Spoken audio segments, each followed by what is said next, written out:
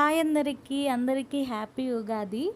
నా చేతిలో ఉన్నవి తోరణాలు కట్టేసిన తర్వాత మిగిలిన మామిడాకులు ఇప్పుడు ఈ పడేయాలంటే నాకైతే మనసు ఒప్పట్లేదు. ఎందుకో చెప్పనా, నిన్న నైట్ ఈ మామిడాకుల కోసం ఒక గంట తిరిగాము. ఎక్కడ ఫ్రెష్ మామిడాకులు అయితే దొరకలేదు. ఇప్పుడు తిరిగింది మెయిన్ పాయింట్ కాదు, ఆ మామిడాకుల్ని డబ్బులు పెట్టి కొన్నాము. నాట్ ఓన్లీ మామిడాకులు, అక్కడ వేపాకు పూత, వేపాకు లీవ్స్ అన్నీ అమ్ముతున్నారు.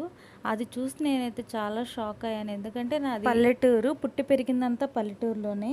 అక్కడ ఏంటంటే మొత్తం మన చుట్టూరు ఉంటాయి కదా, అవి ఇక్కడ అమ్మేసరికి నాకైతే చాలా ఆశ్చర్యంగా నవ్వొచ్చింది. ఇంకా రాబోయే రోజుల్లో అంటే వాటర్ కూడా కొంటున్నాం కదా ఇప్పుడు, ఇన్ ఫ్యూచర్ ఖచ్చితంగా మనం గాలి కూడా కొంటామేమో. గాలి అదే మనం పీల్చే గాలి సిలిండర్ అవ్వగానే ఇంకో సిలిండర్ రెడీగా పెట్టుకుంటామేమో. నాలా ఎంతమంది ఇలా థింక్ చేశారో కమెంట్ చేయండి.